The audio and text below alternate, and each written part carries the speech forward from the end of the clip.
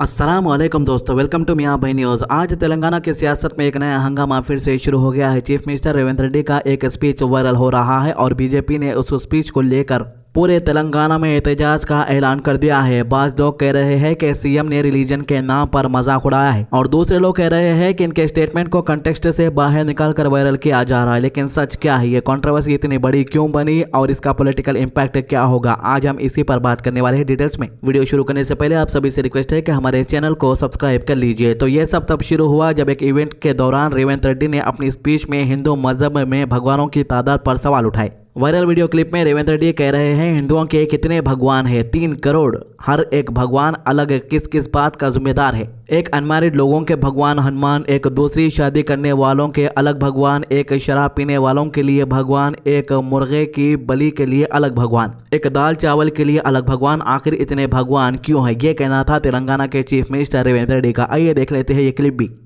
ఎన్ని దేవతలు ఎంతమంది దేవుళ్ళు 3 కోట్లురా ఎందుకున్నాయి పెళ్లి చేసుకోవడానికి హనుమంతుడు ఉన్నాడు 2 పెళ్లిళ్ళు చేసుకునేటోనికి ఇంకొక ఆయన దేవుడు ఉన్నాడు మందు తాగేటోళ్ళకి ఓ దేవుడు ఉన్నాడు ఎల్లమ్మ పోషమ్మ మైసమ్మ కళ్ళు కొయ్యాలి కోడి కొయ్యాలి అనేటోళ్ళకు పప్పన్నం తినేటోళ్ళకు కూడా దేవుడు ఉండు అవునా అన్ని రకాల దేవుళ్ళు ఉన్నారు కాంగ్రెస్ పార్టీ కూడా అన్ని రకాల మనస్తత్వాలు ఉండే అన్ని రకాల మనుషులను కలుపుకొని పోయే party Congress party.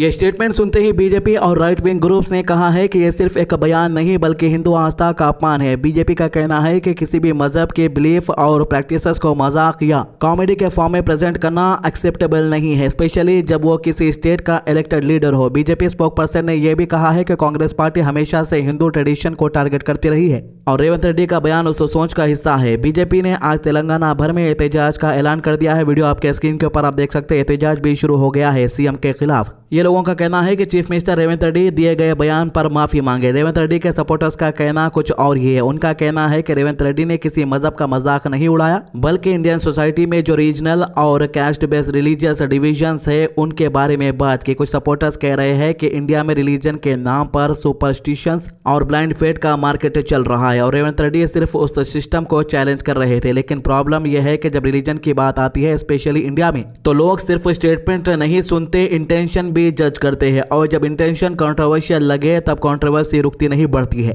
Social media पर रिएक्शन मिक्स्ड है। कुछ लोग कह रहे हैं कि रेवंत रेड्डी ने जो बोला वो गलत नहीं, बस टोन प्रोवोकेटिव थी। कुछ लोग कह रहे हैं कि हिंदू धर्म हमेशा से डाइवर्सिटी और फ्रीडम का वर्शिप पर बेस्ड है और अगर कोई इस सिस्टम को क्वेश्चन करता है तो वो इग्नोरेंस और एरोगेंस दोनों का सैंपल है। और कुछ लोग ये भी कह रहे हैं कि पॉलिटिक्स रिलीजन के बिना चल नहीं सकती है।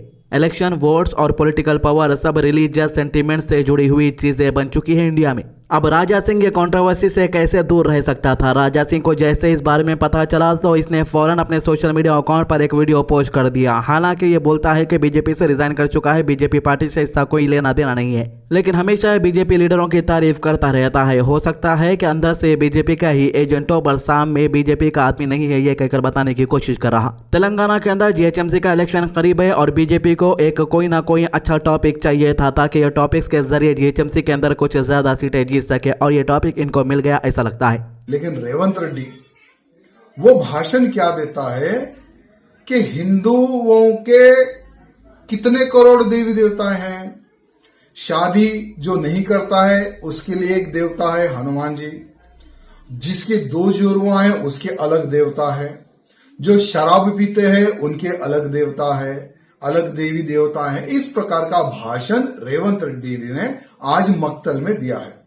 तो मैं रेवंत रेड्डी को पूछना चाहता हूं, तुम्हारा बैकग्राउंड जो था वो एबीवीपी का था, यानी तुम भी हमारे ही बेटे थे, लेकिन वो नालायक बेटा जैसा ही कांग्रेस में जाता है क्या खून में क्या परिवर्तन आ गया क्या रेवंत रेड्डी की? मैं पूछना चाहता हूं, अरे भाई भाषण किस प्रकार से देना है? क्या एक मुख्यमंत्री को क्या समझाना पड़ेगा क्या? क्यों बार बार हमारे हिंदू देवताओं को इस प्रकार से टारगेट किया जा रहा है? आज सोचने की आवश्यकता है। जुबली हिल्स में भी एक बाई इलेक्शन आया था, वो बाई इलेक्शन में भी ये रेवंत रेड्डी कहता है कि हमारी कांग्रेस मुसलमानों की पार्टी है, कांग्रेस हो तो मुसलमान है, मुसलमानों से कांग्रेस है। इस प्रकार का भाषण यही जो अपने आप को पूर्व एबीवीपी कहता है, जो तेलंगाना का मुख्यमंत्री है, वो कहता है, इस प्रकार का भाषण देता है। तो जिसकी तलाश थी वही मिल गया है बीजेपी को। पॉलिटिकल एंगल से देखे ये कंट्रोवर्सी को तो अपॉर्चुनिटी बन सकती है। तेलंगाना में बीजेपी अपनी प्रेजेंस ग्रो करना चाहती है और रीजन बेस्ड स्टेटमेंट इनके लिए एक स्ट्रॉन्ग एम्यूनिशन बन जाती है। कांग्रेस के अपोनेंट्स का कहना है कि सीएम का स्टेटमेंट तेलंगाना के हिंदू वोट बैंक को हट कर सकता है, लेकिन कुछ एनालिस्ट कह रहे हैं कि यह सिर्फ एक क्लिप है। पूरा स्पीच सुनने पर कंटेक्स्ट क्लियर हो जाता है, लेकिन प्रॉब्लम वही है, वायरल कल्चर में कंटेक्स्ट नहीं चलता, सिर्फ क्लिप चलती है। अब सवाल यह है कि क्या रेवंत रेड्डी अपॉलॉजी देंगे। फिलहाल इन्होंने कोई ऑफिशियल क्लैरिफिकेशन नहीं दिया। कांग्रेस पार्टी भी साइलेंस मेंटेन कर रही है, शायद ये देखना चाहते हैं कि पब्लिक रिएक्शन कितना टाइम तक स्टे करता है। इंडिया की पॉलिटिक्स में एक बात समझनी जरूरी है, यहाँ आउटरीच का सेल्फ लाइफ बहुत शॉर्ट होता है। आज रेवंत रेड्डी ट्रेंड में है, कल कोई और होगा, पर जब एक पार्टी को फायदा मिल रहा हो इशू अलाइव रखता जाता है। पब्लिक सेंटिमेंट्स को अगर समझा जाए तो ये एक सेंसिटिव मोमेंट है। इंडिया में रिलीजन कोई सिर्फ फेथ नहीं, आइडेंटिटी है, कल्चर है, इमोशन है, और जब कोई इस आइडेंटिटी को क्वेश्चन करता है, चाहे लॉजिकली करे, पोलाइटली करे या सरकास्टिकली करे, पीपल रिएक्ट। शायद इसीलिए ये इशू इतना तेजी से फायर की तरह फैलता है। दोस्तों, इंडिया में ये चीज इसीलिए भी ज्यादा वायरल होती है क्योंकि अंधभक्तों को दिमाग एकदम कम होता है। फॉर एग्जाम्पल के तौर पे आपको बता दूं कि कोई भी उनके मजहब के बारे में कुछ सवाल कर लेता है तो उनके पास जवाब नहीं होता, इसीलिए वो भड़क जाते हैं। फॉर एग्जाम्पल, अगर आप किसी मुसलमान को पूछेंगे कि भाई तुम लोग बकरीद के अंदर बकरे की कुर्बानी क्यों करते या किसी जानवर की कुर्बानी क्यों करते, तो कोई भी मुसलमान, छोटा लड़का भी हो 7 साल का, तो वो इस्माइल अलैहिस्सलाम का वाक़या पूरा बयान कर देगा और कहेगा कि फलाना वजह है कि हम इसीलिए कुर्बानी करते हैं। किसी भी मुसलमान से जो मुसलमान काम करते हैं, रोजे रहते हैं या नमाज पढ़ते हैं, उनके रिलेटेड कोई भी क्वेश्चन करेंगे तो हर चीज़ का आपको जवाब मिल जाएगा। लेकिन यहाँ पर अगर किसी दूसरे मजहब के बारे में उन्हीं के लोगों से कुछ भी हम सवाल करते हैं तो उन्हें ऐसा लगता है कि हम उन्हें प्रोवोक करने की कोशिश कर रहे हैं, हम उनकी आस्था को ठेस पहुंचाने की कोशिश कर रहे हैं। देखिए, सीएम रेवंत रेड्डी हिंदू है, जाहिर है कि हिंदू है और इनके मजहब के बारे में इन्हें अच्छी तरीके से पता है। हाल ही में राजा सिंह का जो वीडियो क्लिप मैंने आपको बताया है, ये जरूरी भी इसलिए बताया ताकि आपको भी पता लग सके कि तेलंगाना के जो मौजूदा चीफ मिनिस्टर रेवंत रेड्डी है, इनका बैकग्राउंड एबीवीपी से है। एबीवीपी वही है ऑर्गेनाइजेशन जो बीजेपी का सपोर्टर है, जो स्टूडेंट विंग भी कहा जाता है बीजेपी का। इसके अलावा आरएसएस का भी बैकग्राउंड इनका है और असेंबली इलेक्शन से पहले कई सारे खुलासे भी बीजेपी पार्टी के अलावा दूसरे पार्टीज ने भी कहा था कि आरएसएस से इनका लिंक है, आरएसएस से काफी गहरा इनका ताल्लुक है। मेरे बोलने का मतलब है कि जब इतना गहरा ताल्लुक सीएम का है तो जाहिर है कि मजहब के बारे में इन्हें दूसरों से ज्यादा अच्छा पता होगा। इन्होंने कहा कि 3 करोड़ भगवान है। देखिए भाई, इनके स्टेटमेंट से पहले मेरे को भी ये बात नहीं पता थी, लेकिन इनके स्टेटमेंट के बाद तो अब बात पक्की हो गई कि 3 करोड़ हो सकते हैं। हमें तो नहीं पता भाई, हम तो ये मजहब फॉलो नहीं करते, इसीलिए जो ये लोग कहते हैं उन्हीं को हम समझ लेते हैं। अब सबसे बड़ा सवाल यह है कि क्या ये स्पीच डेमोक्रेसी के फ्रीडम ऑफ एक्सप्रेशन का पार्ट है या फिर ये रिलीजियस इंसल्ट के कैटेगरी में आता है। ये डिबेट अभी चालू है और जब तक सीएम क्लैरिफिकेशन नहीं देते हैं फ्लेम्स और बढ़ने लगती है।